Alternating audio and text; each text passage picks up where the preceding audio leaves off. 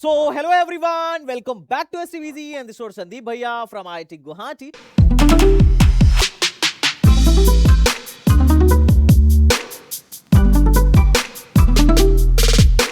And guys आज की video में हम बात करने वाले हैं हरकुर बटलर टेक्निकल यूनिवर्सिटी के बारे में, एचबीटीयू कानपुर के बारे में।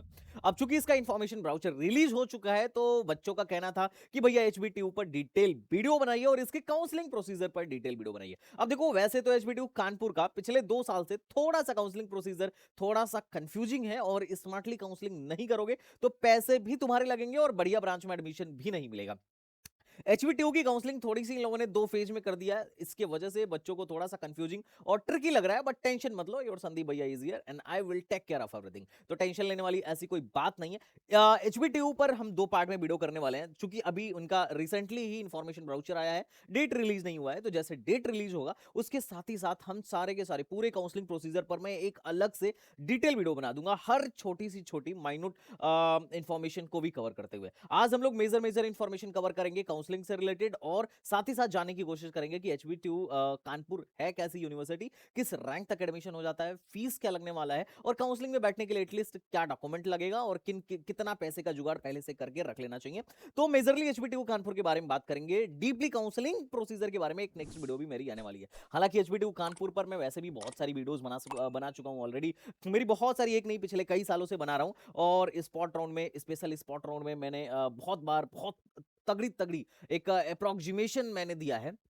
मेरी पुरानी वीडियोस तुम देखोगे तो पता चल जाएगा और कुछ पेरेंट्स के इसमें रिव्यूज भी हैं, जब तुम देखोगे तो यू विल फाइंड कि मैंने बोला था कि मैंने एक बच्चे का मैकेनिकल में 1 लाख प्लस रैंक पर एडमिशन करा दिया था। हालांकि वो डेटा अवेलेबल ही नहीं था इनकी कट ऑफ में। अब हुआ कैसे था, वो हुआ था इंटरनल स्लाइडिंग का इस्तेमाल करके, कि हमने पहले थोड़ा नीचे की ब्रांच में एडमिशन दिलवाया और फिर बाद में इंटरनल स्लाइडिंग में हो गया। उसके बच्चे के जो पेरेंट्स थे उनका फीडबैक भी अपने यूट्यूब चैनल पे पड़ा हुआ है। तो कुछ डेटा ऐसा भी तुम्हें मिलेगा अपने चैनल पे जो एग्जैक्टली कट ऑफ से, वेबसाइट के कट ऑफ से मैच नहीं कर रहा होगा। पर यार तुम इतना टेंशन मत लेना, क्योंकि हर राउंड का डेटा एचबीटीयू वाले रिलीज नहीं करते हैं। इंटरनल स्लाइडिंग का डेटा रिलीज नहीं करते हैं, स्पॉट राउंड का डेटा रिलीज नहीं करते हैं। तो जो मैं ऑफर लेटर्स दिखाता हूं वो उन राउंड्स के भी होते हैं। अब चूंकि उन सबसे बड़ी मछली वहीं हाथ में लगती है, अगर किसी को काउंसलिंग कराने आता होगा या कोई काउंसलिंग को अच्छे से समझता होगा तो ये मेरी बातों को कोरिलेट कर पा रहा होगा। बट एनीवे, चलो हम पहले एचबीटीयू कानपुर के बारे में बात करते हैं। तो देखो, रिसेंटली अभी क्या है, इनका ये वेबसाइट है जिसमें इन लोगों ने गाइडलाइन फॉर बीटेक एडमिशन इन्होंने जारी कर दिया है। हालांकि किस डेट से एडमिशन होगा यहाँ पे इनके शेड्यूल्स आते हैं, तो अभी शेड्यूल्स वगैरह इन्होंने जारी नहीं किया है, लेकिन मोटा मोटी इन्होंने आइडिया दे दिया कि भैया अब हमारा काउंसलिंग शुरू होने वाला है और मई के लास्ट लास्ट में इनका रजिस्ट्रेशन देखना शुरू हो जाएगा। या फिर अगर मई के लास्ट में रजिस्ट्रेशन नहीं शुरू हुआ तो जून के फर्स्ट वीक में ही हो जाएगा। लेकिन इन्होंने चूंकि डॉक्यूमेंट्स की लिस्ट जारी कर दिया है तो आपको पहले से ही बनवा के रेडी रहना पड़ेगा, ताकि आप बच्चों की काउंसलिंग, मतलब बच्चे अपनी काउंसलिंग करा सके। ओके बच्चा पार्टी, तो हम अगर एचबीडीयू की बात करें तो 1921 में बना हुआ कॉलेज है। तो तुम सोच सकते हो कितना पुराना कॉलेज है और जबरदस्त एलुमनाई नेटवर्क है। आईआईटी कानपुर की जो भी शुरुआत है वो इसी कॉलेज से हुआ था। अगर हम इसके कैंपस एरिया की बात करें तो 323 एकड़ का इसका कैंपस है। कॉलेज जो है अपना कानपुर में लोकेटेड है और नियरेस्ट एयरपोर्ट यहाँ से 16.5 किलोमीटर दूर है, और बाकी जो अपना लखनऊ चौधरी चरण सिंह इंटरनेशनल एयरपोर्ट है यहाँ से 80 किलोमीटर दूर है। तो रेलवे स्टेशन से लगभग 9 किलोमीटर के आसपास में है, तो ठीक है, कनेक्टिविटी का ऐसा कोई दिक्कत नहीं है। नैक की अगर बात करें तो तुम्हें पता है कि यूनिवर्सिटी इसको नैक एग्रेडिकेट करता है। नैक ने इसको ए प्लस का एग्रेडिकेशन दिया है। बट नैक से ज्यादा मैं बार बार बोलता हूं कि हमारे लिए एनबीए का एग्रेडिकेशन ज्यादा इंपॉर्टेंट है, क्योंकि एनबीए ब्रांच को एग्रेडिकेट करता है। कई बार ऐसा होता है कि यूनिवर्सिटी को नैक ने बढ़िया एग्रेडिकेशन दे दिया, लेकिन हम जिस ब्रांच में जा रहे हैं, हम जिस डिपार्टमेंट में जा रहे हैं, पता चल रहा है वो तो लुल्ल डिपार्टमेंट निकला है ना। तो थोड़ा सा एनबीए का भी एग्रेडिकेशन देखना जो है बड़ा इंपॉर्टेंट है। अब अगर एनआईआरएफ की बात करूं तो एनआईआरएफ में तो यार सच कहूं तो ट्रिपल एम को छोड़ दो तो कोई भी स्टेट गवर्नमेंट की यूनिवर्सिटी अपने यहाँ टॉप 100 में नहीं है, जहां तक मुझे याद है। सिर्फ अभी ट्रिपल एम वाले ही हैं जो मचा रहे हैं, उनको ये नहीं यार, रैंकिंग जो है इंजीनियरिंग में 60 चल रही है। और मैंने दिखाया भी था कि देखो कैसे हल्ला चल रहा है कि इतने सारे एनआईटीज को पछाड़ दिया। तो खैर अभी इस मामले में नहीं यार, के मामले में तो ये काफी डाउन चल रहे हैं। अब बात करते हैं एडमिशन प्रोसीजर के बारे में। तो देखो यहाँ पर टेक्निकल में 2 ब्रांचेस हैं, एक मतलब 2 डिपार्टमेंट है, एक तो बीटेक और एक मैथमेटिक्स डिपार्टमेंट के अंदर चलता है बीएसएनएमएस। अब बीएसएमएस क्या है, बीएस करने के बाद, मतलब बीएस भी एज सच लगभग डिग्री बीटेक के इक्विवेलेंट होती है। तुम बीएस करने के बाद भी छोड़ सकते हो और तुम चाहो तो एमएस भी कर सकते हो। मैंने यहाँ यहीं के एक प्रोफेसर हैं, उनके साथ मेरा एक पॉडकास्ट हुआ था। ये यहाँ पर असिस्टेंट प्रोफेसर हैं डॉक्टर शिवम श्रीवास्तव सर। तो इनके साथ मेरा एक पॉडकास्ट था जिसमें हम 1 घंटे इसी पे बात किए कि ये कोर्स है कैसा, प्लेसमेंट क्या बीटेक के साथ होगा या अलग होगा, प्लेसमेंट की क्या अपॉर्चुनिटी है, और आगे हम इस कोर्स को करके डेटा साइंस एंड मैथमेटिक्स से रिलेटेड इनका कोर्स है। मतलब बेसिकली मैथमेटिक्स डिपार्टमेंट में ही ये कोर्स लॉन्च हुआ है। और चूंकि मैं इसलिए बोल रहा हूँ इसके बारे में क्योंकि लास्ट ईयर तुम्हें मेरी एक वीडियो देखोगे तो यू विल फाइंड कि डेटा साइंस जो है 4 लाख रैंक पर हमारे एक कैंडिडेट को, आई थिंक ईडब्ल्यूएस कैंडिडेट था, उसको अलॉट हो गया था। लेकिन ये सिर्फ राउंड 2 में अलॉट हुआ था, उसके बाद कट ऑफ डाउन चली गई थी। तो थोड़ा सा तुमको ध्यान रखना पड़ेगा कि कब सही तरीके, मतलब कब हथौड़ा मारना है ये तुम्हें आना चाहिए, अदरवाइज मामला खराब हो जाएगा। कौन से राउंड में कट ऑफ लो जाने की प्रोबेबिलिटी है, कौन से राउंड में कट ऑफ हाई जाने की प्रोबेबिलिटी है, तो ये तुम्हें थोड़ा सा पिछले 2-3 साल के डेटा को निकाल के एनालाइज करना पड़ेगा, वरना मामला गड़बड़ हो सकता है।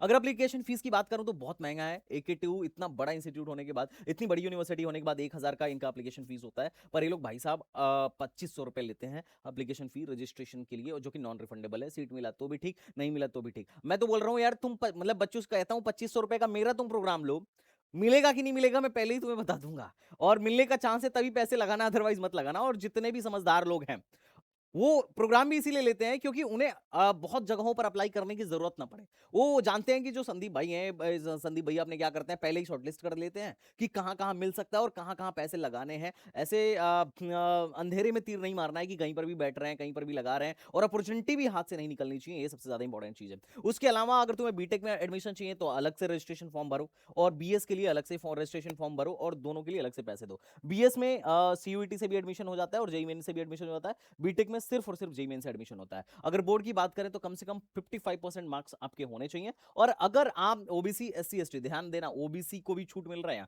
ओबीसी वालों का 50% पे भी काम चल जाएगा। मतलब किसी भी रिजर्व कैटेगरी से हो तो 50% से काम चल जाएगा, अदरवाइज 55% आपके बोर्ड्स में होने चाहिए। और ऐसा ही कुछ क्राइटेरिया बीएस एमएस वालों के लिए भी है। तो अभी हम बीटेक की बात कर लेते हैं। बीएसएमएस वाले अपना देख लेंगे, मैंने इस पर वीडियो डिटेल में बनाया हुआ है, और कट ऑफ पर भी पिछली बार बात की थी, तो वहां से जाके देख लेना। तो अब मेजरली मैं बीटेक की बात कर लेता हूं। अब अगर अपन सीट मैट्रिक्स की बात करें तो स्कूल ऑफ इंजीनियरिंग के अंदर इतनी सारी ब्रांचेज आती हैं, CSC, IT, civil, electrical, electronics and mechanical. और मजे की बात है कि यहाँ का मैकेनिकल, यहाँ का केमिकल बहुत मशहूर है। और ये जो है स्कूल ऑफ केमिकल टेक्नोलॉजी के अंदर आती हैं, जिसमें सबसे मशहूर है केमिकल इंजीनियरिंग। और मैं तुम्हें सच बता रहा हूँ, केमिकल टेक्नोलॉजी और मैकेनिकल जैसे ब्रांच में भी यहाँ पर 22-22 लाख के पैकेजेस लगे हैं। और यहाँ का जो ऑन कैंपस हाईएस्ट पैकेज है वो कोर ब्रांच का है, ना कि कंप्यूटर साइंस का है। इलेक्ट्रॉनिक्स में हाईएस्ट पैकेज जो मीसो में लगा था वो 22 लाख का 2025 में लगा था, लेकिन वो ऑफ कैंपस था। ऑन कैंपस का जो रिकॉर्ड है यहाँ पे कोर का है। अब जैसे कि तुम्हें पता है एआई आ रहा है, तो बहुत सारे लोग डरे हुए हैं कि सीएससी वालों की जॉब जा सकती है। एटलीस्ट एंट्री लेवल, मतलब हर कंपनी बहुत सारे जॉब को ऑटोमेट कर रही है, तो ऑब्वियसली चांस बड़ा हाई है कि वो लोग क्या करेंगे, थोड़ा सा हायरिंग कम होगी। और तुम्हें लग भी रहा होगा कि मार्केट थोड़ा सा कहीं ना कहीं, टेक का मार्केट थोड़ा कहीं ना कहीं डाउनग्रेड हो रहा है। और जब तुम 2030 में निकलोगे तो उस टाइम पर सीधा प्रभाव देखने को पड़ रहा होगा या देखने को मिल रहा होगा। ये बात बिल्कुल सही है, बहुत हाई चांस है। लेकिन वहीं ये जो कोर ब्रांचेज हैं उनका इन पर मतलब इतना कुछ खास असर नहीं पड़ रहा होगा as compare to tech industry. तो अगर उस हिसाब से अगर तुम एक कोर ब्रांच में इंटरेस्टेड हो तो एचबीटीयू एक जबरदस्त ऑप्शन तुम्हारे लिए हो सकता है, क्योंकि यहाँ पर टेक से ज्यादा, मतलब अगर ऐसा बोलो ना कि टेक में प्लेसमेंट यहाँ डिसेंट है, तो कोर में प्लेसमेंट काफी अच्छा है। सच बता रहा हूँ, अभी मैं तुम्हें पूरी एक्सेल सीट लेकर आया हूँ, इनकी ये पूरी एक्सेल सीट लेकर आया हूँ। और हम उससे समझने की कोशिश भी करेंगे कि जो बच्चे जा रहे हैं टेक में, या जो बच्चे कोर कंपनीज में जा रहे हैं, उनमें किस तरीके से प्लेसमेंट है। तुम यहाँ पर देखोगे मैकेनिकल में जो है 22 लाख का हाईएस्ट पैकेज था। ऑयल टेक्नोलॉजी का भी हाईएस्ट पैकेज 22 लाख का था। इलेक्ट्रिकल का हाईएस्ट पैकेज 22 लाख का था। इलेक्ट्रॉनिक्स का जो हाईएस्ट पैकेज था मीसो में, वो ऑफ कैंपस था। हाईएस्ट पैकेज यहाँ पर कंप्यूटर का सिर्फ 15 लाख का ही रहा है, और वो भी इसमें एसएल डेटा करके कंपनी थी उसमें। और next highest campus highest package जो है सैमसंग आर&डी दिल्ली में 15 लाख का रहा है। तो तुम्हें देख के महसूस होगा अभी कि यहाँ पर किस ब्रांच के लिए जाना ज्यादा बेनिफिशियल है। उसके अलावा कुछ ब्रांचेज केमिकल टेक्नोलॉजी के अंदर आती हैं, जैसे फूड हो गया, लेदर हो गया, ऑयल हो गया, प्लास्टिक हो गया, पेंट हो गया, और बायोकेमिकल इंजीनियरिंग हो गया। अब इसमें अच्छी बात है कि यहाँ पर पेंट और प्लास्टिक का भी प्लेसमेंट अच्छा होता है, और ऑयल टेक्नोलॉजी का भी प्लेसमेंट अच्छा होता है। तो ये कुछ है जिनकी ये सीटें तुम यहाँ पर देख सकते हो। अच्छी बात क्या है कि अदर स्टेट वालों के लिए भी यहाँ पर सीटें हैं और रिजर्व्ड सीटें हैं, क्योंकि इनके लिए सप्लीमेंट्री 5% सीट बढ़ाई गई हैं, तो अदर स्टेट वालों के लिए जो सीटें हैं वो रिजर्व्ड हैं। बीएसएमएस में टोटल जो सीट है वो 60 सीट है, तो टोटल 1000+ सीट यहाँ पर तुमको देखने को मिल रहा होगा। अगर हम इसकी बात करें तो एनबीए एक्रेडिटेशन की बात करूं तो कंप्यूटर इंजीनियरिंग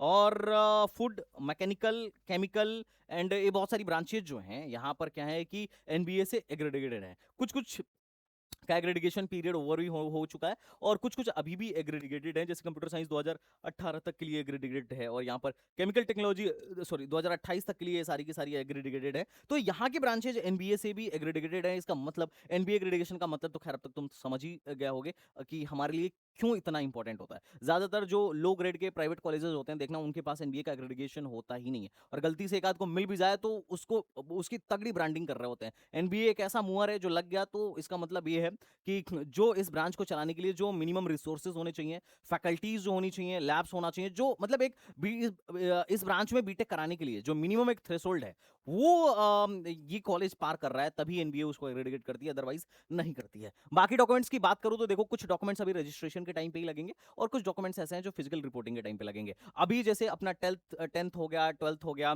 जेई मेन का स्कोर कार्ड हो गया, और SC ST मतलब कैटेगरी सर्टिफिकेट हो गया, और जो लोग 12th बाहर से करके आए हैं उनके लिए डोमिसाइल सर्टिफिकेट हो गया। जिनको FW सीट चाहिए, पता होना चाहिए आपको कि 5% सीटें यहाँ पर रिजर्व्ड हैं एज अ TFW। तो जिनको फ्री की सीट चाहिए या फी वेवियर चाहिए उनके लिए इनकम सर्टिफिकेट हो गया, और अगर कोई PWD कैटेगरी से है, आर्म फोर्सेस से है, फ्रीडम फाइटर है, तो उसके लिए सब कैटेगरी सर्टिफिकेट हो गया। ये सब अपने को रजिस्ट्रेशन के टाइम पे ही चाहिए, आपको पहले से ही बनवा के रखना है। बाकी जैसे मेडिकल सर्टिफिकेट हो गया, और बाकी गैप सर्टिफिकेट हो गया, और बाकी के सर्टिफिकेट्स हम बाद में फिजिकल रिपोर्टिंग के टाइम पे लगाएंगे, लेकिन जहां जहां मैं ये स्टार मार्क कर रहा हूं ये सारे के सारे सर्टिफिकेट हमें रजिस्ट्रेशन के टाइम पर ही चाहिए भाई साहब, ये ध्यान रखना।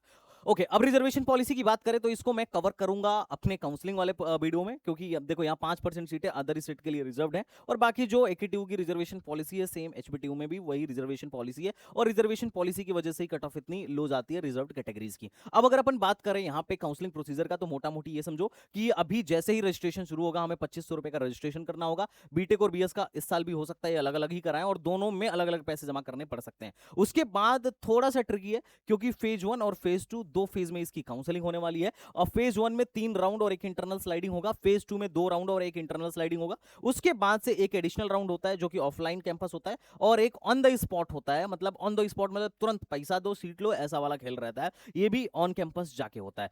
सीट मिलने पर सीट एक्सेप्टेंस फीस आपके खाते में 60,000 होना चाहिए, क्योंकि तुरंत तुरंत आपको 60,000 रुपए देने पड़ेंगे, तो ये ध्यान रखिएगा। हालांकि इसका प्रोसीजर कैसे काम करता है, काउंसलिंग का एल्गोरिदम क्या है, क्योंकि ये समझना बड़ा जरूरी है, इस पर मैं एक डिटेल वीडियो बनाऊंगा। उसके लिए चैनल को लाइक सब्सक्राइब, इस वीडियो को लाइक कर लीजिए, चैनल को सब्सक्राइब कर लीजिए, because that is the very important. और हाँ यार, अभी देखो 2 लाख सब्सक्राइबर अपने होने वाले हैं, और ये भाई तुम्हें ही कराना है, क्योंकि तुम ही करा भी सकते हो, और मैं तुमसे रिक्वेस्ट करूंगा कि भाई तुम्हारे कॉलेज की कसम है, इस वीडियो को दबा के शेयर करना अपने सारे बच्चों तक, और सबको बोलना कि संदीप भैया का चैनल है, मतलब तुम्हारा चैनल है, और इसे वो सब्सक्राइब करें, because that is very important. जल्दी से 2 लाख क्रॉस करा दो भाई साहब। चलो बच्चा बड़ी आगे बढ़ते हैं। अब चूंकि ये काउंसलिंग बड़ी ट्रिकी है, और अभी तुम इनका रूल बुक पढ़ोगे तो तुम थोड़ा सा कंफ्यूज भी हो जाओगे, क्योंकि इनका रूल बुक जो है दैट इज द थोड़ा सा कहीं ना कहीं ये इनका रूल बुक है, कहीं ना कहीं तुम्हें कंफ्यूज करेगा, और तुम्हें समझ में नहीं आएगा कि फेज 1 में बैठा जाए, फेज 2 में बैठा जाए, किस में कट ऑफ लो जाएगा, किस में ज्यादा फायदा होगा, और अगर फेज 1 में मिल गया तो क्या फेज 2 में बैठने देंगे कि नहीं बैठने देंगे, अगर बैठना हो तो क्या प्रोसीजर है, like it will be something like tricky. और स्पॉट का सर डेटा नहीं है, तो स्पॉट में किस राउंड तक बैठे, तो ये सारी चीजें थोड़ा सा बच्चों के लिए इंपॉर्टेंट हो जाती हैं। तो इसलिए मैं बोलूंगा कि अगर आप यहाँ पे बैठ ही रहे हो तो आप क्या करना कि STBC का काउंसलिंग प्रोग्राम लेके बैठना। पहले ही लेने से हमारा ऑल यूपी का काउंसलिंग प्रोग्राम है, और ये सिर्फ 2500 रुपए का है, अभी प्राइस का जल्दी ही बढ़ने वाला है। तो 2500 रुपए का ये प्रोग्राम है, ये लेने से पहले तो ये पता चल जाएगा कि यूपी में बैठ अगर एडमिशन लेना है तो कहां एडमिशन मिलने की पॉसिबिलिटी है, और कहां कहां बैठना चाहिए, कौन कौन से ब्रांच में फायदा है। अब HBTU में बहुत सारी ऐसी ब्रांचेज हैं जो बड़ा लोअर ब्रांच के अंदर आती हैं, लेकिन एक्चुअली में प्लेसमेंट वहीं हो रहा है, लोगों को नहीं पता है, लोग छोड़ के भाग जाते हैं। आज के टाइम में कंप्यूटर का बोलबाला चल रहा है, और हर बच्चा कंप्यूटर के पीछे भाग रहा है, तो पहले एक बार मेंटर से डिस्कस तो करो कि भैया यहाँ एडमिशन लेना चाहिए कि नहीं लेना चाहिए, इसमें ये ब्रांच मेरे को मिल पाएगी कि नहीं मिल पाएगी, एटलीस्ट आओ डिस्कशन तो करो। HBTU Kanpur, AKTU, MMUT, JP, kite, JSS, CHMU और बाकी की अदर यूनिवर्सिटी जो अलग से भी अपने पोर्टल पे एडमिशन करा रही हैं, हम सब में हेल्प करते हैं। सिर्फ 2500 रुपए प्राइस है और इससे तुम्हारे बहुत सारे पैसे बच जाते हैं। और एडमिशन के टाइम में अपने 2500 रुपए बचाने से ज्यादा ध्यान इस बात पर देना कि तुम्हें best college with best branch कैसे मिलेगा। That is the very important, जिसमें हम तुम्हें खुद ही चॉइस फिलिंग बना के देते हैं। तुम्हें एक पर्सनल मेंटर असाइन होता है जो तुम्हारे हर क्वारीज को रिजॉल्व करता है, तुम्हारा डॉक्यूमेंटेशन प्रॉपर देखता है, everything what will be required for your admission we will support you till last round. Spot round तक हम बच्चों की हेल्प करते हैं।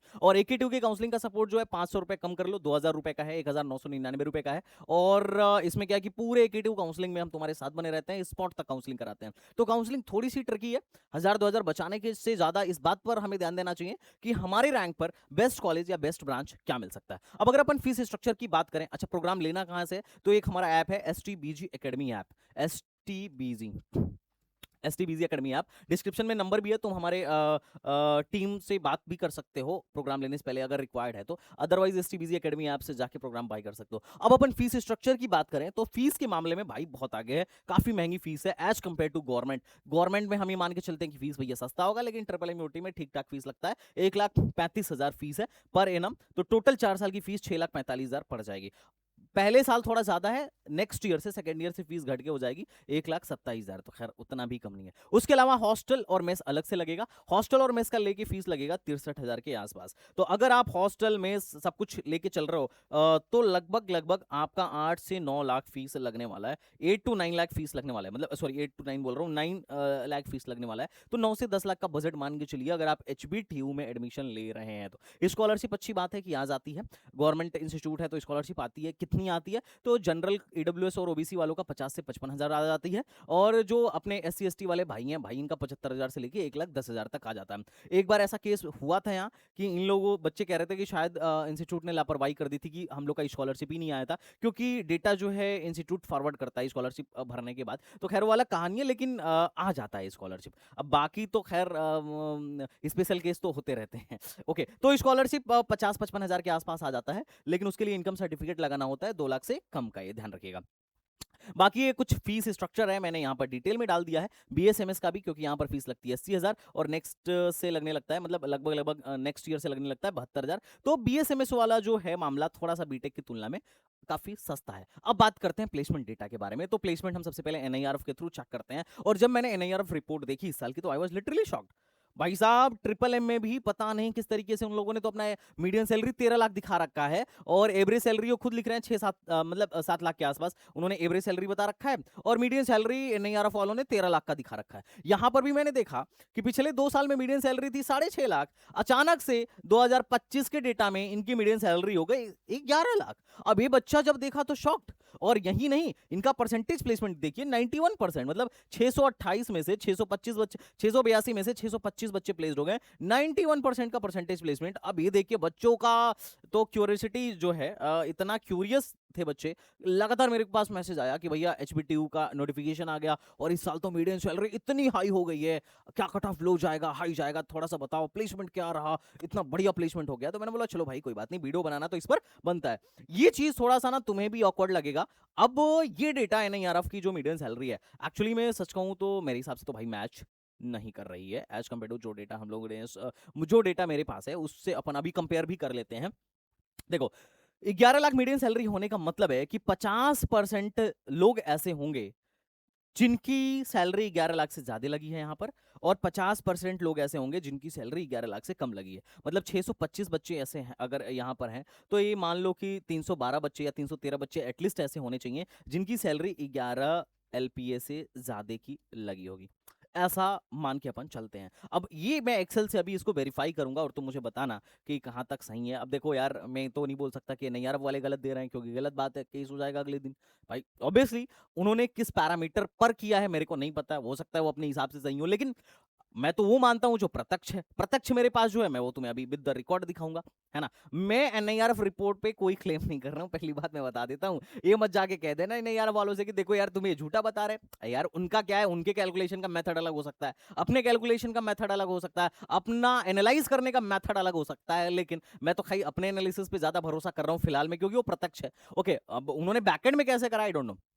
ओके, प्लेसमेंट में बात करते हैं। 2025 का प्लेसमेंट जो है इसमें इन्होंने दिखाया है कि हमारे यहाँ जो है टोटल जॉब ऑफर जो है 700 से ज्यादा लगा है और ओवरऑल परसेंटेज प्लेसमेंट 90% है। एकदम बढ़िया मैच कर गया एनआईआरएफ डेटा से, क्योंकि वहां पर भी 91% के आसपास आ रहा था। हाईएस्ट पैकेज जो है 22 लाख है और मीडियन से एवरेज सैलरी जो है 7.5 लाख है। अब यहाँ से तुम्हें भी चमकेगा कि अरे बाप रे, एनआईआरएफ वाले तो कह रहे हैं 11 लाख की मीडियन सैलरी है और एवरेज सैलरी तो बहुत कम है। हाँ, मीडियन सैलरी और एवरेज सैलरी डेफिनेटली अलग हो सकते हैं, लेकिन इतना अलग हो सकते हैं? ये तो वैसा ही केस बन रहा है जैसे ट्रिपल एमयूटी का मीडियन सैलरी और एवरेज सैलरी में जमीन आसमान का फर्क था। बाकी ब्रांच वाइज इन्होंने प्लेसमेंट दिखाया कि कौन से ब्रांच में किस तरीके से प्लेसमेंट हुआ है। मतलब अब इसे ये देख के मत समझ लेना कि क्या सिर्फ 9.9% बच्चे ही सीएससी में प्लेस्ड हुए, ऐसा नहीं है। ये चार्ट है कि ओवरऑल जो प्लेसमेंट हुआ है उसमें से कौन से ब्रांच के प्लेसमेंट का कितना कंट्रीब्यूशन रहा है, लेकिन मतलब जितने बच्चे प्लेस्ड हुए उसमें सीएससी के कितने परसेंट बच्चे थे, ऐसा कुछ करके इन्होंने ये पाई चार्ट बनाया हुआ है। ओके, तो यहां पर हम देख पा रहे होंगे, तो यहां पर तुम देखोगे तो तुम्हें पता चलेगा कि 78 बच्चे सीएससी में प्लेसमेंट के लिए एलिजिबल थे, उसमें से 70 प्लेस्ड हो गए। आईटी में 80 एलिजिबल थे, 75 प्लेस्ड हो गए। तो तुम्हें पता चलेगा कि सीएससी और आईटी में प्लेसमेंट सही चल रहा है। यही नहीं, तुम ये देखो सिविल में प्लेसमेंट के लाले पड़ रहे हैं, 47 एलिजिबल थे, मात्र 18 ही प्लेस्ड हुए। लेकिन केमिकल में जितने एलिजिबल थे उससे ज्यादा का ऑफर आया। देखो ऑफर, ये ऑफर है, प्लेस्ड नहीं है, सॉरी माय मिस्टेक। देखो ऑफर और प्लेस्ड में डिफरेंस है। जैसे क्या होता है कि एक बच्चे के पास मल्टीपल ऑफर हो सकते हैं। फॉर एग्जांपल तुम यहाँ एक्सेल में देखोगे तो तुम्हें पता चले, जैसे एक बच्चा है, इनको लेते हैं, इनको ले लेते हैं, किसी को भी ले लो। ये कौस्तुभ दीक्षित जी हैं, इनके पास दो ऑफर है, एक 7 लाख का है, एक 15 लाख का है। तो इनका ऑफर काउंट होगा 2 बार के हैं, इनको 2 बार ऑफर मिला हुआ है। तो ऐसे बहुत सारे ऑप्शंस हैं जिसमें दो दो मतलब बहुत सारे बच्चे होंगे जैसे 2-2 3-3 बार जिनके पास ऑफर होगा। तो वो जो इन्होंने डेटा दिखा रखा है वो ऑफर का दिखा रखा है कि ये कितना परसेंट मतलब कितने एलिजिबल थे और टोटल कितना ऑफर आया। तो यहाँ पर तुम केमिकल में देखोगे तो केमिकल में 66 एलिजिबल थे और ऑफर 88 आया। तुम्हें यहाँ से अंदाजा लग रहा होगा कि किस लेवल का केमिकल में प्लेसमेंट हो रहा है। मैकेनिकल में 58 एलिजिबल थे और 55 ऑफर आया। तो ये तो बड़ी अच्छी बात तुम्हें दिख रही होगी कि मैकेनिकल में प्लेसमेंट अच्छा हो रहा है। मतलब सोचो, सिविल में डेफिनेटली थोड़े लाले तुम्हें लग सकते हैं, हालांकि यहाँ पर एलएनटी और बहुत सारी टॉप की कंपनीज यहाँ पर कंस्ट्रक्शन की भी आती हैं। ये देखो प्लास्टिक में 41 एलिजिबल थे, 40 ऑफर आया। ऑयल में 29 एलिजिबल थे और 29 ऑफर आया और हाईएस्ट भी ऑयल का ही था। पेंट में 45 एलिजिबल थे, 45 का ऑफर आया। लेदर, अब लेदर में भाई कोई ऑफर नहीं आया। लेदर पता नहीं, पहली बात तो 5 ही एलिजिबल क्यों थे, क्योंकि सीट तो बहुत ज्यादा है, 60 से ज्यादा सीट है भाई, 60 से ज्यादा सीट है। अब ऐसा हो सकता है कि लोग एडमिशन ही नहीं ले रहे हो, बिल्कुल ठीक बात है, लेकिन इनके पास सेकेंड ईयर में भी भरने का ऑप्शन होता है, लेटरल एंट्री भी होती है। अगर फर्स्ट ईयर में सीट नहीं भरा तो ये लोग कॉलेज वाले क्या करते हैं, सेम सीट को ट्राई करते हैं कि सेकेंड ईयर में भी भर जाए। अब क्या है कि तुम देखो 5 एलिजिबल थे और एक भी कंपनी नहीं आई। हालांकि कानपुर जो है मतलब एक इंडस्ट्रियल एरिया है, लेदर का कारोबार होता है उधर, लेकिन खैर अभी क्या चल रहा है लेदर में I don't know. Okay, biochemical engineering में 18 एलिजिबल थे, 24 ऑफर आया। और यहाँ पे अगर अपन देखें फूड में तो 18 एलिजिबल थे, 20 ऑफर आया। तो लेदर का ही थोड़ा सा मामला ज्यादा डाउन चल रहा है, बाकियों में तो ठीक ठाक मामला चल रहा है। 2024 में क्या है, इसमें एलिजिबल वर्सेस ऑफर का इन्होंने लिस्ट निकाला है। 2024 में हाईएस्ट पैकेज 32 का था और एवरेज पैकेज 7 एलपीए का था और 85% बच्चा यहाँ से प्लेस्ड हुआ था। इसमें भी अगर तुम देखो तो सिविल के तभी भी थोड़े से लाले ही थे, उतने अच्छे प्लेसमेंट नहीं थे। मैकेनिकल में अच्छा प्लेसमेंट था, इलेक्ट्रिकल में भी अच्छा प्लेसमेंट था, सीएसआईटी में तो ठीक है। लेकिन एक चीज तुम पैटर्न नोटिस करोगे तो तुम्हें लगेगा कि सीएसआईटी के मुकाबले यहाँ कोर में ज्यादा अच्छा प्लेसमेंट है। और यही रीजन है कि जब बच्चा मुझसे बोलता है कि सीएससी लेना है, आईटी एचबीटीयू में क्या चूज करूं, तो मैं उसे आईटी ज्यादा, मतलब मेरा इंक्लिनेशन थोड़ा सा आईटी की तरफ ज्यादा रहता है। लेकिन जब वही बच्चा बोलता है कि मुझे इलेक्ट्रिकल लेना है, मुझे मैकेनिकल लेना है, मुझे केमिकल लेना है, तो मैं आईटी से खटाक से इधर शिफ्ट हो जाता हूं कि नहीं यार फिर एचबीटीयू जाओ। तो ये क्या लेना है ब्रांच के हिसाब से भी कई बार हमारी चॉइसेस थोड़ा सा फ्लक्चुएट हो सकती हैं, तो इस बात को भी थोड़ा ध्यान रखना है। केमिकल में देखो 75 लोग थे और 78 ऑफर आया, तो ये बड़ा ज्यादा था। लेदर में 17 थे, अब 17 ही क्यों थे मेरे को नहीं समझ में आ रहा है, क्योंकि सीट तो अच्छी खासी है। यहां से अगर तुम सीट देखोगे तो सीट यहाँ पे देखो ध्यान से, यहाँ पे इसीलिए मैं सीट लेकर आया। अब तुम बोल सकते हो कि सर ये तो लेटेस्ट वाला सीट है। अरे तो लेदर वेदर में वैसे भी सीटें बढ़ा नहीं रहे हैं, ऐसा नहीं है कि पहले जब वो बच्चे निकले थे तब 17 सीट थी या 20 सीट थी, अब इन लोगों ने बढ़ा के जो है सीट जो है ये बस ये 5% ही बढ़ा है, जो बढ़ा है लेटेस्ट, क्योंकि पिछले 3 साल से ही अदर स्टेट को एडमिशन दे रहे हैं, अदरवाइज यहाँ तो पहले अदर स्टेट वाले आते भी नहीं थे। तो यहाँ पर अगर तुम लेदर का देखो ना, लेदर का कहाँ गया लेदर का, तो ये 63 सीट है। अब 63 सीट में 5% अगर हटा भी दोगे अ, तो लगभग लगभग 3 के आसपास बनेगा, है ना। ओके, तो मतलब 5% अगर तुम हटा भी दोगे तो भी मतलब कुल मिला जुला के ऐसा रहेगा कि ऑप्शंस काफ़ी ज़्यादा रहेंगे, फिर भी ऑप्शंस काफ़ी ज़्यादा रहेंगे। मतलब नंबर ऑफ सीट्स काफ़ी ज़्यादा होंगे अगर तीन चार सीट हटा भी दोगे तो भी 60 में से थोड़ा सोचने वाली बात है कि यार इतना कम बच्चा, पहली बात तो 17 बच्चा एलिजिबल है। देखो प्लास्टिक में उसमें भी 63 सीट है, उसमें 40 एलिजिबल है, तो ये थोड़ा एक्सेप्टेबल है कि चलो यार पेंट में 60 सीट रही होगी तो उसमें से 10-15 तो आए ही नहीं होंगे, या 10-15 या 20 बच्चा ऐसा भी हो सकता है कि उसकी सीजीपीए जो है वो कम रही हो या फेल हो गया हो या फिर इंटरेस्टेड ही नहीं हो प्लेसमेंट में, है ना, तो यहां तक तो चलता है। लेकिन 17 घट के हो गया थोड़ा नहीं चलता है। और इसके पीछे बायोकेमिकल इंजीनियरिंग में भी 24 में से 6 बच्चा ही प्लेस्ड हुआ था। तो ये लेदर हो गया, बायोकेमिकल हो गया, इनके थोड़े से बड़ा प्लेसमेंट में बड़ा फ्लक्चुएशन है। लेकिन पेंट हो गया, प्लास्टिक हो गया और ऑयल हो गया, इनके प्लेसमेंट्स तो मेरे को थोड़े से ठीक दिखे। तो कुल मिला जुला के एक एनालिसिस है जिससे तुम्हें क्लियर कट आइडिया मिल रहा होगा कि कौन कौन से ब्रांचेस में यहाँ जाना है और कौन कौन से में नहीं जाना है। ये रहा 2026 का प्लेसमेंट, जिसमें तुम देख सकते हो कि कौन कौन सी कंपनीज आई हैं और कौन कौन से कंपनीज में क्या क्या पैकेजेस लगे हुए हैं। तो जहां तक मुझे लग रहा है अभी तक जो मुझे हाईएस्ट पैकेज मिला आई थिंक 15 एलपीए के आसपास का 2026 में मिला। 2026 में 15 एलपीए के आसपास का मिला। और कौन सी कंपनी थी अगर तुम्हें देखना हो तो यहाँ पे तुम देख सकते हो कि एक्सेल डेटा है, इसके 2025 में भी आई थी और सेम 15 लाख के आसपास का ही पैकेज दी थी। और जो सेकंड हाई मतलब फर्स्ट हाईएस्ट है वो 17.5 लाख का है, 2026 में आयन ग्रुप का है। अब एग्जैक्टली इन्होंने कौन से डेट तक का निकाला है वो थोड़ा सा कंफ्यूजिंग है, क्योंकि लास्ट मतलब कुल मिला जुला के इनका 2000 मतलब ये जनवरी तक का निकाला है, क्योंकि सिर्फ अभी तक जो जो डेटा इन्होंने अभी निकाला है अपनी वेबसाइट पे डाला है उसमें अभी तक सिर्फ 294 ही बच्चे प्लेस्ड हो पाए थे 763 में से। तो ये जिस डेट तक का डेटा है उसमें तो अभी तक परसेंटेज प्लेसमेंट बहुत कम है। लेकिन ऑब्वियस ही बात है कि इन्होंने लास्ट 23 जनवरी का निकाला है, तो मतलब 23 जनवरी तक का डेटा निकाला है, जिसमें इनके यहाँ 75 के आसपास कंपनी शायद आ गई थी। तो मतलब 75 कंपनी 23 जनवरी तक आ गई थी, तो उसके बाद ऑब्वियसली और भी बहुत सारे प्लेसमेंट्स हुए होंगे। तो अभी अपन ये नहीं बोल सकते कि परसेंटेज प्लेसमेंट 2026 का क्या रहा है। अब हम थोड़ा सा चूंकि 2026 का पूरा पिक्चर क्लियर नहीं है तो हम 2025 का ही 25 से ही पूरा पिक्चर क्लियर करते हैं। अब अगर तुम ब्रांच वाइज डेटा यहां पर देखना शुरू करो, जो कि इंपॉर्टेंट है भाई साहब, तो ये है कंप्यूटर साइंस, इसका डेटा देखते हैं। तो इसमें जो हाईएस्ट पैकेज आया है ये 15 लाख के आसपास का आया है। इसमें निंजा प्रोफाइल में तो इनकी 3.45 की थी। निंजा प्रोफाइल में तो खैर तुम्हें पता है कि तीन प्रोफाइल पे जनरली टीसीएस वाले लेके जाते हैं, Ninja digital profile, Ninja digital और प्राइम। प्राइम में अच्छा खासा 10-11 लाख का पैकेज होता है, बाकी 7 से 9 लाख का प्राइम में होता है, और निंजा में तो यही है, मतलब 3.5 हमारे टाइम पे भी इतना ही था। तो अभी क्या है कि 15 लाख के आसपास का पैकेज है, और यहाँ देखो डिजिटल में 7 लाख के आसपास पैकेज दे रहे हैं, और प्राइम में 9 से 11 के आसपास का पैकेज वगैरह देते हैं। तो यहाँ पर जो हाईएस्ट पैकेज रहे हैं कुछ ही लोगों के रहे हैं 15, और 10 से ज्यादा पैकेज पाने वाले लोगों की संख्या 1 2 3 4 5 6 7 8 8 लोग हैं जो 10 से ज्यादा का पैकेज पाए हैं। और भाई साहब यही रियलिटी हो सकता है, सुन के तुम्हारा दिल टूट जाए, लेकिन मैं भी इस बात को देखो यार तुम्हारे समझता हूँ, लेकिन देखो जो रियलिटी है वो रियलिटी है। मैं ऑन कैंपस की बात कर रहा हूँ, ऑफ कैंपस की बात नहीं कर रहा हूँ। ऑफ कैंपस में तो और भी बच्चे प्लेस्ड होते हैं, बट हम तो चूंकि यहाँ पर डिस्कशन कर रहे हैं तो definitely I will discuss for on campus. और आईटी में भी देखोगे तो आईटी में भी वही बच्चे सैमसंग में ही गए और सैमसंग में ही हाईएस्ट पैकेज रहा है, तो ये भी 15 लाख के आसपास का ही रहा है। हो सकता है कुछ लोगों के दिल टूट रहे हो, बट यार दिल मत तोड़ो, है ना। और ये इसमें भी 1 2 मतलब तुम यहाँ से यहाँ तक का देख लो। अभी ऐसे क्या ही मैं बच्चों की तरह काउंट कर रहा हूँ, ये देखो यहाँ पे तुम्हें दिख रहा होगा 11 लोग ऐसे हैं जिनका पैकेज जो है 10 लाख से ज्यादा का है, मतलब 13 या उससे ज्यादा का 11 लोग। तो आईटी में भी प्लेसमेंट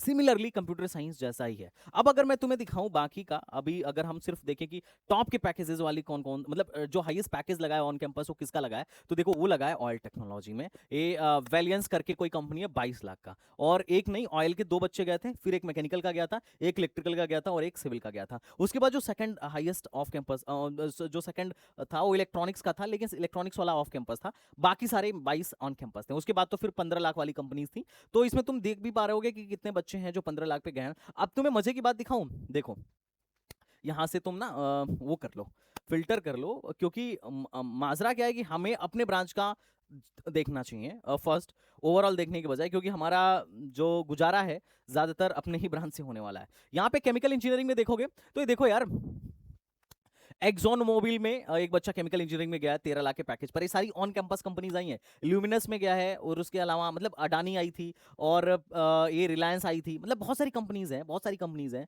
जो आराम से 6 लाख से ज्यादा का पैकेज दे रही हैं। जो आराम से 6 लाख, हालांकि कुछ बच्चे 3-3 लाख पे भी गए हैं, वो अलग बात है, लेकिन आराम से अगर तुम सिर्फ केमिकल का एवरेज पैकेज देखो, सिर्फ केमिकल का, तो सिर्फ केमिकल का जो एवरेज पैकेज है 6.8 लाख का है। तो बड़ा अच्छा है क्योंकि परसेंटेज प्लेसमेंट भी अच्छा है, और 6.8 लाख का कोर में package, it's not bad, it's good. अगर 7 लाख का एवरेज पैकेज अगर मिल रहा हो कोर में, तो दैट्स अ फाइन, कोई दिक्कत वाली बात नहीं है ना। और अगर तुम मैकेनिकल का देखोगे, मैकेनिकल कहाँ गया, तो मैकेनिकल में हाईएस्ट जो था 22 था, उसके बाद जो सेकंड हाईएस्ट था मारुति सुजुकी में था 11.25 लाख का। तो ये कुल है, और जिसमें तुम देख पा रहे होगे कि बहुत सारे बच्चे ऐसे हैं जो आराम से 8 लाख 10 लाख के पैकेज पे भी गए हैं। अगर हम ओवरऑल देखना चाहें कि भाई हाई यहाँ इसका एवरेज क्या है, तो इसके में भी 50 बच्चे प्लेस्ड हुए हैं और एवरेज 6.8 के आसपास का है। तो ठीक है, अब तुम्हें एंट्री लेवल का पता ही चल गया कि कितने बच्चे इंटर हुए थे और कितने बच्चों का पैकेज लगा था, ये भी तुम्हें अंदाजा लग गया। अब हम थोड़ा सा देखते हैं कि नहीं यार, डेटा के अकॉर्डिंग कितने बच्चे प्लेस्ड हुए हैं। अब यहाँ पर जो डेटा है मेरे पास, इसमें मैं एमटेक वाले डेटा को हटा देता हूँ, एमबीए और एमटेक को हटा देता हूँ, क्योंकि हम तुम अपना देखना चाहेंगे, बीटेक का देखना चाहेंगे, बाकियों से हमें क्या लेना देना। देखो ये ऑफिशियल डेटा है जो एचबीटी वालों ने निकाला है, ठीक है, एचबीटी वालों ने निकाला है। मैं इस पर कोई क्लेम नहीं कर रहा हूं। अब मैच करने की कोशिश करते हैं कि ये एनआईआरएफ से किस तरीके से मैच कर रहा है। ये टोटल नंबर ऑफ कैंडिडेट्स हैं जो प्लेस्ड हुए हैं। अब अगर मैं इस पर क्लिक करूंगा तो 667 बच्चों का ये डेटा है, टोटल जो है 667 बच्चों का डेटा है। और एनआईआरएफ डेटा में जो हमारे सामने आया था, इसमें इन लोगों ने बोला था कि 625 बच्चे प्लेस्ड हुए हैं, और वहां पे 467 बच्चों का ही डेटा है। वो डेटा मैं तुम भी वेरीफाई कर सकते हो, ऐसा नहीं है कि मैं कहीं से लेकर आया हूं और तुम्हें लग रहा होगा कि यार कैसे मान ले सर हम, है ना। तो यू कैन गो हियर और तुम यहां पर जाओ और HBTU प्लेसमेंट डाल दो, प्लेसमेंट, ऐसा कुछ वेबसाइट आएगा, इस पर जाना, प्लेसमेंट स्टैटिक्स पे पूरा इन्होंने 2026 तक का प्लेसमेंट डेटा डाल रखा है। यहाँ पे जाओ स्टूडेंट वाइज। अभी स्टूडेंट वाइज अब हमने पैकेजेस उठा के मैंने देखा, तो यहाँ पे टोटल पैकेजेस हैं, उसमें मैंने फिल्टर आउट कर लिया बेसिकली। तो ये टोटल एमबीए वगैरह सब लेके 602 बच्चों का डेटा है। अब इसमें से एमबीए वगैरह एमटेक वगैरह मैंने हटा दिया, तो मेरे पास डेटा आया कितना आया है यहाँ पर अगर तुम देखो तो 469 कैंडिडेट्स का, मतलब टोटल जो काउंट है, जो हेड काउंट है, वो लगभग यहाँ पे है 467, मतलब 467 बच्चों का डेटा है, जो कि एनआईआरएफ डेटा से मैच ही नहीं कर रहा है। अब इसका दो लॉजिक हो सकता है कि एनआईआरएफ रिपोर्ट में ही चीजें अलग गई हो, पहला ऑप्शन, और दूसरा ऐसा हो सकता है कि जिस डेट का इन्होंने प्लेसमेंट निकाला है वहां पर, वो हो सकता है कि पहले निकाल दिया हो और उसके बाद भी कुछ प्लेसमेंट्स हुए हो। अब आई डोंट नो, अब देखो यार, सरकारी में तो ऐसे ही होता है, इस पर अपन कोई टिप्पणी नहीं कर सकते हैं, लेकिन जो इन्होंने डेटा निकाला है उसको मैंने एनालाइज करके एकदम सरल भाषा में तुम्हें समझाने की कोशिश किया, जिससे तुम्हें आइडिया लग गया हो कि भाई HBTU में एग्जैक्टली प्लेसमेंट किस तरीके से हो रहे हैं, कौन कौन सी कंपनीज में हो रहे हैं। अब जिनको उम्मीद थी कि भैया गूगल, माइक्रोसॉफ्ट, एप्पल और फलाना ढिमकाना ऑन कैंपस आती हैं, तो भाई साहब नहीं आती हैं। तो ये थोड़ा सा आपको ध्यान में रखना है। हाँ, कभी कभार अगर कभी आई हो तो अलग बात है, बट फिलहाल में तो तुम्हें नहीं देखने को मिलेगा। बट ओवरऑल ये प्लेसमेंट का रियलिटी है जो ठीक है। HBTU का एलुमिनाई नेटवर्क बहुत अच्छा है, कॉलेज बहुत सही है। अगर कोर में तुम जा रहे हो तो कोर के लिए तो बहुत ही अच्छा ऑप्शन है। टेक में थोड़ा सा डिसेंट है, प्लेसमेंट हो जाते हैं, ठीक ठाक हो जाते हैं, जो कि तुम्हारे सामने है। तो ये कुछ रहा प्लेसमेंट स्टैटिक्स। अब हम बात करते हैं कट ऑफ की। तो देखो कट ऑफ काफी हाई जाती है। सीएससी होम स्टेट की बंद हुई थी 38,000 पे, अदर स्टेट वालों का तो 11 पे ही निपट गया था सारा।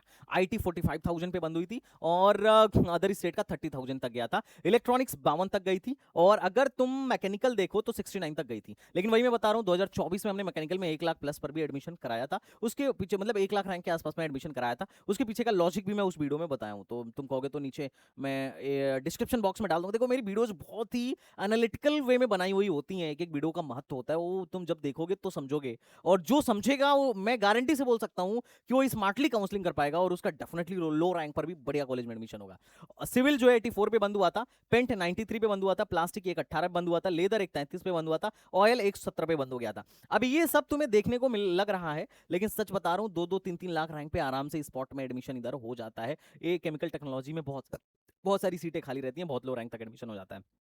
और लेकिन जो डिग्री मिलती है वो केमिकल टेक्नोलॉजी की मिलती है।